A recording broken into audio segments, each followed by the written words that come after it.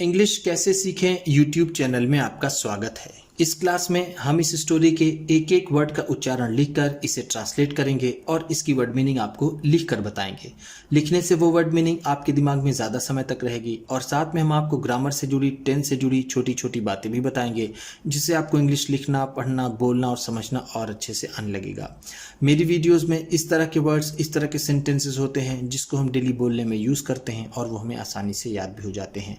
अगर आप हमारी वीडियोस लगातार देखेंगे तो आपको धीरे धीरे इंग्लिश लिखना, पढ़ना, बोलना और समझना और अच्छे से आने लगेगा। आज की वीडियो में हम ढेर सारी इजी और अच्छे वर्ड्स को सीखेंगे जिसको हम डेली बोलने में यूज़ कर सकते हैं। इसी के साथ आप कर दीजिए इस वीडियो को लाइक और मैं करता हूँ शुरू। इंग्लिश रीडिंग, क्योंकि ये वीडियो ट्रांसलेशन के साथ साथ रीडिंग की भी है। A washerman had, a washerman had, एक धोबी के पास था। ए का मतलब है एक, वॉशरमैन धोबी, हैड के पास था, के पास था। अ डंकी, अ डंकी एक गधा, and a dog, and a dog और एक कुत्ता। एक धोबी के पास एक गधा और एक कुत्ता था। ध्यान दीजिएगा, इसे डोंकी भी बोलते हैं। डोंकी अमेरिकन इंग्लिश में बोलते हैं और ब्रिटिश इंग्लिश में इसे डंकी बोलते हैं। एवरी मॉर्निंग, एवरी मॉर्निंग हर सुबह, एवरी का मतलब है हर, मॉर्निंग सुबह। He used to go, he used to go, वह जाया करता था। गो का मतलब होता है जाना, यूज्ड टू गो है तो जाया करता था, जाया करता था। ध्यान दीजिएगा, जब किसी सेंटेंस में यूज्ड टू का यूज हुआ हो तो उससे किसी आदत का भाव निकल करके आता है। तो ही यूज्ड टू गो, वह जाया करता था। To the river, to the river नदी, रिवर का मतलब होता है नदी। To wash clothes, to wash clothes कपड़े धोने, वॉश का मतलब होता है धोना और क्लोथ्स कपड़े। वह कपड़े धोने हर रोज नदी जाया करता था। द डंकी, द डंकी वो गधा, used to carry, used to carry ढोया करता था। कैरी का मतलब होता है ढोना, यूज्ड टू कैरी है तो ढोया करता था। The loads of clothes, the loads of clothes कपड़ों के भार को या फिर कपड़ों का भार। लोड का मतलब होता है भार, क्लोथ्स कपड़े, ऑफ का, वह कपड़ों के भार को ढोया करता था। He used to leave, he used to leave वह रहा करता था। लीव का मतलब होता है रहना, used to leave है तो रहा करता था। he वह। in a shed, in a shed एक बाड़े में, in का मतलब है में, आ एक, शेड बाड़ा। outside the master's house, outside the master's house मालिक के घर के बाहर। outside का मतलब है बाहर, मास्टर्स मालिक के, मास्टर का मतलब होगा मालिक, हाउस घर। ध्यान दीजिएगा, ये एपस्ट्रॉफी और ये एस, जब एपस्ट्रॉफी और एस हो तो उसका मतलब होता है काकी के, तो यहां पर मास्टर्स हाउस है तो मालिक के घर। And the dog, and the dog और वो कुत्ता। Used to stay, used to stay रहा करता था। स्टे का भी मतलब होता है रहना या फिर ठहरना। यहां पर हम लीव और स्टे दोनों का मतलब एक लेंगे, तो वो कुत्ता भी रहा करता था। इनसाइड, इन साइड अंदर। द हाउस, द हाउस, घर के, इनसाइड का मतलब है अंदर, और वो कुत्ता घर के अंदर रहा करता था। The whole day long, the whole day long, पूरे दिन, द वोल डे लॉन्ग का मतलब है पूरे दिन। In the evening, in the evening, शाम को, इवनिंग का मतलब है शाम, इन द इवनिंग है तो शाम को। The dog use to feel happy, the dog used to feel happy, कुत्ता खुशी महसूस किया करता था। फील का मतलब होता है महसूस करना, महसूस करना। हैप्पी का मतलब खुश या फिर खुशी। टू सी, टू सी, देखकर, सी का मतलब होता है देखना, टू सी है तो देखकर। हिज मास्टर, हिज मास्टर, अपने मालिक को। He used to lick, he used to lick, वह चाटा करता था। लिक का मतलब होता है चाटना, यूज्ड टू लिक है तो वह चाटा करता था। हिज मास्टर, अपने मालिक को। And jump on him, and jump on him, और उसके ऊपर कूद जाया करता था। जंप का मतलब होता है कूदना, जंप ऑन हिम है तो उसके ऊपर कूद जाता था। द मास्टर, द मास्टर, वो मालिक। Used to lift, used to lift, उठा लिया करता था। लिफ्ट का मतलब होता है उठाना, यूज्ड टू लिफ्ट है तो उठा लिया करता था। द डॉग, उस कुत्ते को। इन his arms, in his arms, अपने हाथों में या फिर अपने गोद में। आर्म्स का मतलब ऐसे होता है बाहों में, या फिर हम इसे कह सकते हैं अपने हाथों में उठा लेता था।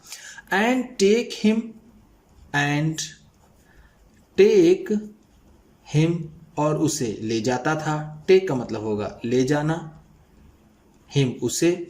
Inside the house, inside the house, घर के अंदर, और उसे वो घर के अंदर ले जाता था।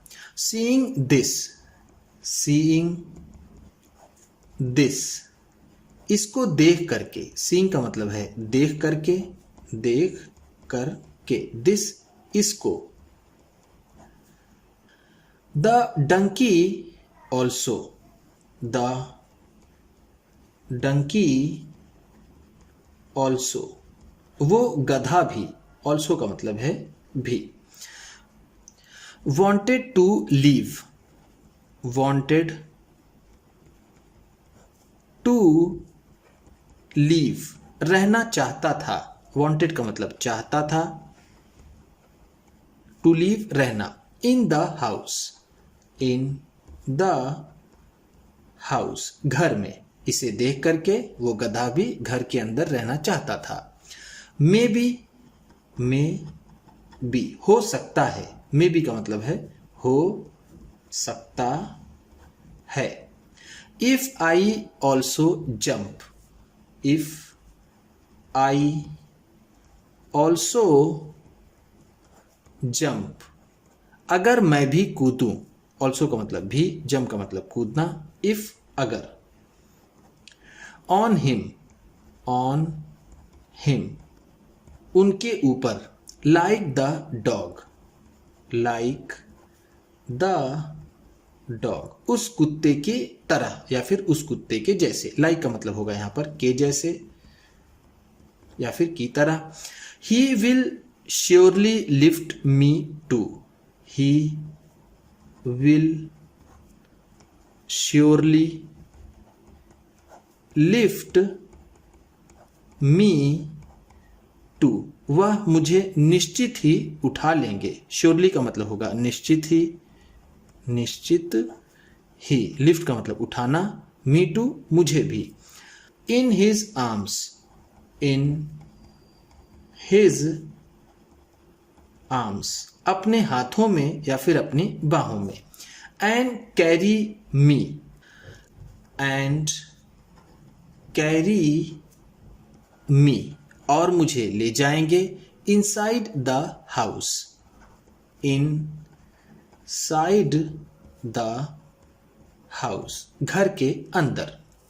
The donkey thought, the donkey thought गधे ने सोचा। थॉट थिंक का सेकेंड फॉर्म है। थिंक का मतलब होता है सोचना और थॉट है तो सोचा।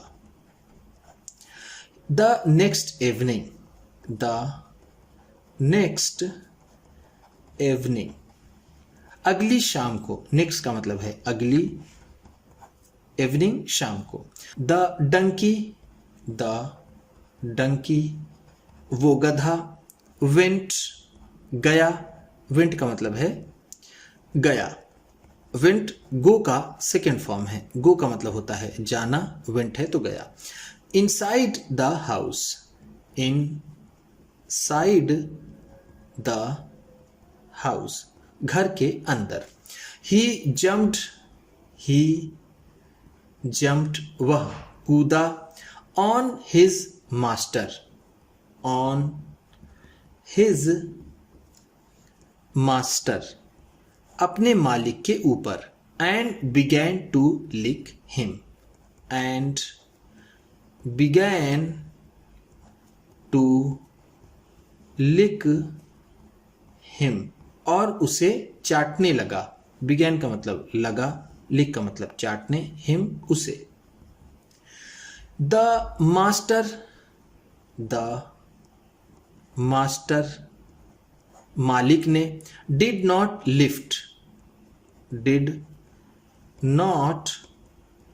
लिफ्ट नहीं उठाया। द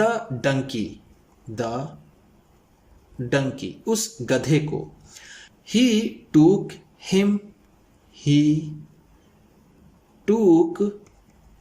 हिम वह उसे ले गया। टूक का मतलब ले गया, हिम उसे। टू द शेड बाड़े में। Patting the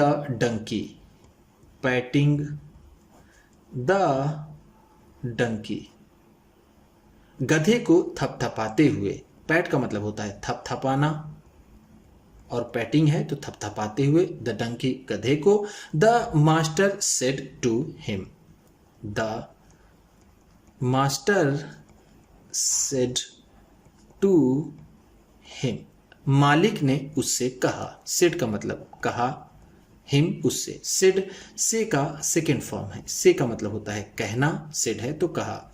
you are not like the, you are not like the dog तुम कुत्ते के जैसे नहीं हो। You are not like the dog का मतलब होगा तुम कुत्ते की तरह नहीं हो या फिर तुम कुत्ते से नहीं हो। You are much bigger, you are much bigger तुम काफी बड़े हो। आर का मतलब हो, मच बिगर काफी बड़े, काफी बड़े। सो इसलिए, सो का मतलब है इसलिए। You can not come, you can not come तुम नहीं आ सकते। Inside the house, inside the house घर के अंदर। कम का मतलब होता है आना, कैन नॉट कम है तो नहीं आ सकते। The master further added, the master उस मालिक ने। फर्दर एडिड आगे कहा। फर्दर का मतलब होगा आगे, एडिड का मतलब ऐसे होगा जोड़ा, उसके आगे जोड़ा या फिर उसके आगे कहा। You are also heavy. You are also heavy. तुम भारी भी हो. also का मतलब है भी, heavy का मतलब भारी, are का मतलब हो, and और so and so और इसलिए. You must not jump on me. You must not jump on me. तुम्हें मेरे ऊपर नहीं कूदना चाहिए. मस्ट का मतलब यहां पर है चाहिए. I can lift the dog. I can lift, मैं उठा सकता हूं, the dog, उस कुत्ते को. But, लेकिन, I cannot lift you. I cannot lift you. लेकिन मैं तुम्हें नहीं उठा सकता. But, लेकिन, I love you. I love you. मैं तुमसे प्रेम करता हूं. लव का मतलब होता है प्रेम करना. As much as much as उतना ही. as much as का मतलब होगा उतना ही, उतना ही. I love the dog. I love the dog. जितना मैं उस कुत्ते से करता हूं, लेकिन मैं तुम्हें उतना ही प्रेम करता हूं जितना मैं उस कुत्ते से करता हूं. You must understand. You must understand. तुम्हें समझना चाहिए. अंडरस्टैंड का मतलब होता है समझना. मस्ट अंडरस्टैंड है तो तुम्हें जरूर समझना चाहिए. दैट, कि you are different. You are different, कि तुम अलग हो. डिफरेंट का मतलब होता है अलग.